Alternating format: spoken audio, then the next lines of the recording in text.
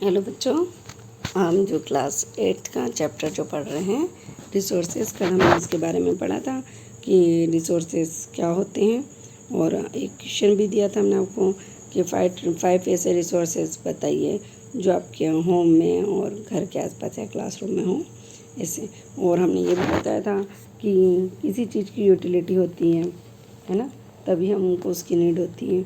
और जो चीज़ भी हम चाहते हैं उसकी कुछ न कुछ वैल्यू होती है, और जो वैल्यू होती है उससे ही हम, वैल्यू का मतलब होता है वर्थ।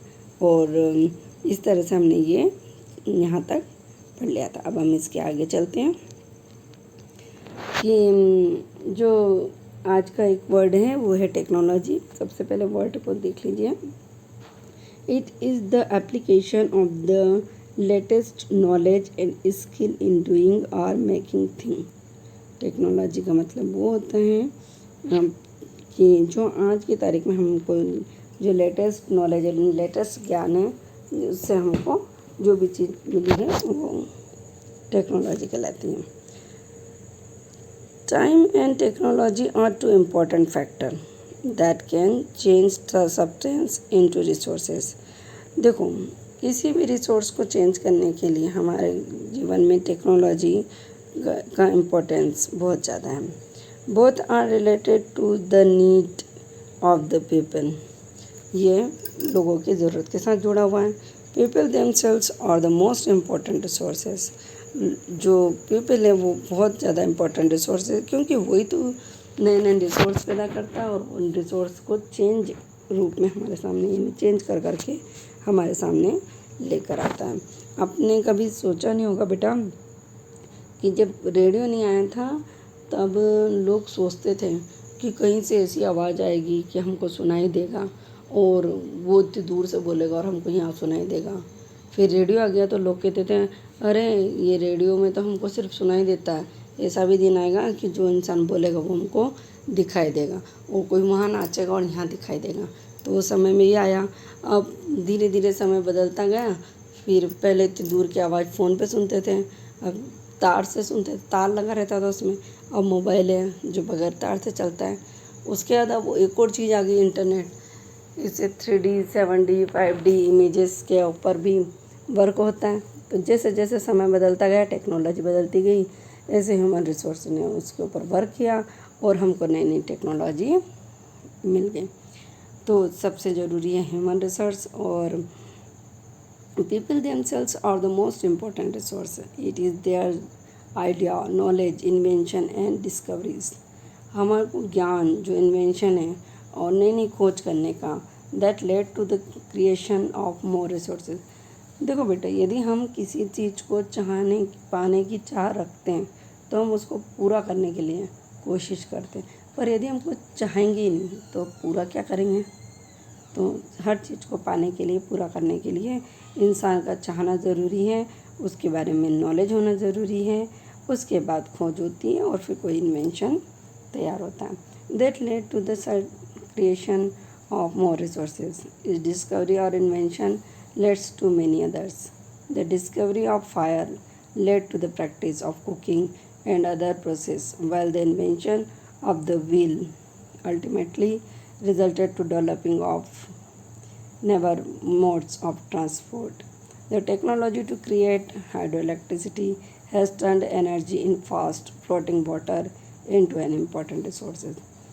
अब क्लास 5th में अपन एक लेसन पढ़ा है, अर्ली ह्यूमन्स, है ना, 4th में भी पढ़ा है शायद।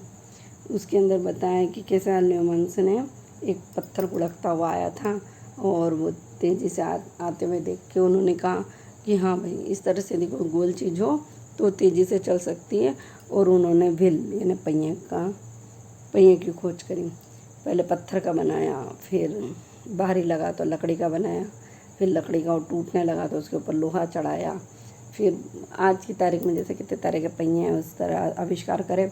तो इनने ट्रांसपोर्ट सिस्टम को भी बढ़िया करा और हमारे इकोनॉमिक ग्रोथ को भी बहुत ज़्यादा बढ़ाया। और इसी तरह से वो जो आग है उसका भी इन्वेंशन हुआ।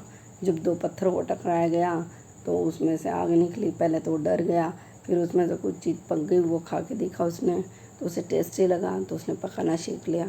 यानी कि आवश्यकता आविष्कार की जन्य होती है, यदि हमारे पास नीड नहीं है तो इन्वेंशन भी नहीं होंगे। ठीक है, आगे चलें। Types of resources. Resources are generally classified into natural, human made and human. यानी हम दो तरह से बांट सकते हैं, एक तो मैन मेड और एक नेचुरल। अब नेचुरल रिसोर्सेज कौन कौन से हैं? नेचर यानी प्रकृति, रिसोर्स यानी कि जो भी हमें संसाधन प्राप्त होते हैं, ठीक है ना। तो resources that are drawn from the nature and used without much modification are called natural resource. यानी हम बगैर मॉडिफाइड करे भी उनका यूज़ कर सकते हैं, तो उसे कहते हैं नेचुरल रिसोर्सेज। सबसे बढ़िया अच्छा एग्जाम्पल नेचुरल रिसोर्सेज का है सनलाइट, एयर एंड वाटर। उसको बगैर मॉडिफाइड करें हम उसका यूज़ करते हैं। द एयर वी ब्रेथ, हवा का के लिए, सांस लेने के लिए। The water in our river and lake, जो वाटर है रिवर और लेक का। और द सॉइल मिनरल्स और ऑल नेचुरल। उसके बाद सॉइल और मिनरल्स भी नेचुरल रिसोर्सेज में आती हैं। Many of this resources are free gift of nature.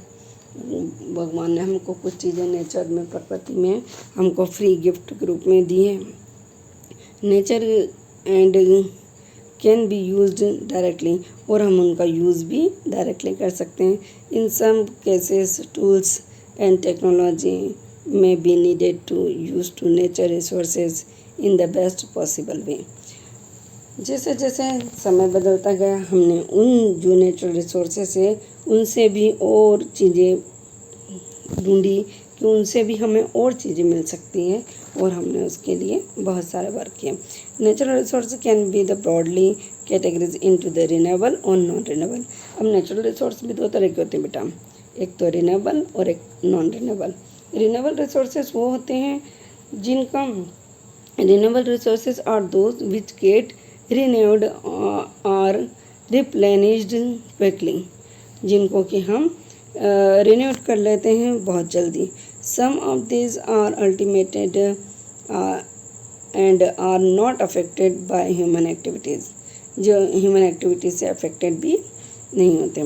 Such as solar and wind energy, solar और विंड एनर्जी है ना, हम डायरेक्ट कलेक्ट करते हैं और इसे यूज़ करना शुरू कर देते हैं। Yet careless use to certain renewable resources like water, है ना, soil and forest can affected their stock.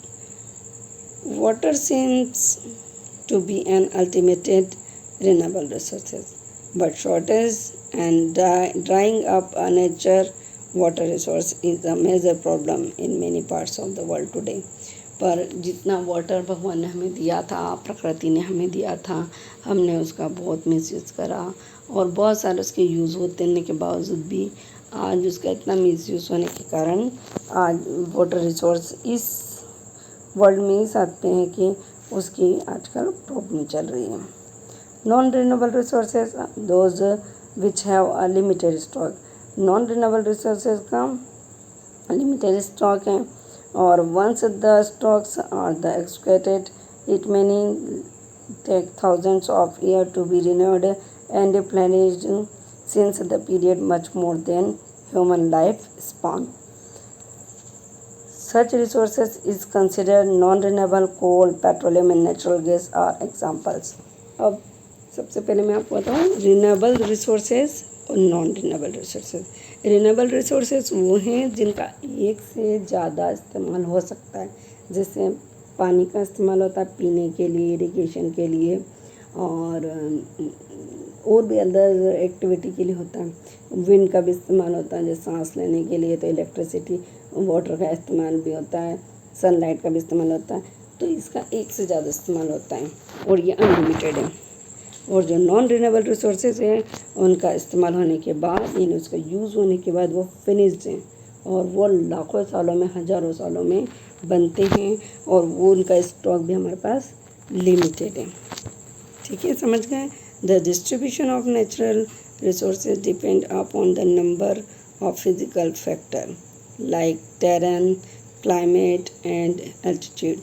The distribution of resources is unequal because this factor is differ so much over the earth. इसका कारण ये है कि हमारे यहाँ पर अनइक्वल होने का कारण ये है कि हमारी अब जो नेचर है वो भी इम्बैलेंस हो गया। इसलिए हमारे जो रिसोर्सेज हैं, जो नेचुरल रिसोर्सेज हैं, जो ऐसे रिसोर्सेज थे हमारे पास जो रिन्यूएबल थे, वो भी अब इस हद पे पहुंच गए हैं कि अब हमें उनकी भी कमी होने लगी। Stock and resources the amount resources available for us. ठीक है बेटा, आज हमने इतना पढ़ा, अब इसके आगे हम कल पढ़ेंगे। लेकिन आपको इसके पहले 2 क्वेश्चन तैयार करके रखना है कि एक रिन्यूएबल और नॉन रिन्यूएबल रिसोर्सेज किसे कहते हैं। ठीक है, नेचुरल टाइप्स ऑफ रिसोर्सेज और फिर रिन्यूएबल नॉन रिन्यूएबल रिसोर्सेज। ठीक है, ओके बेटा, अब हम कल पढ़ेंगे human men resources. Okay, bye.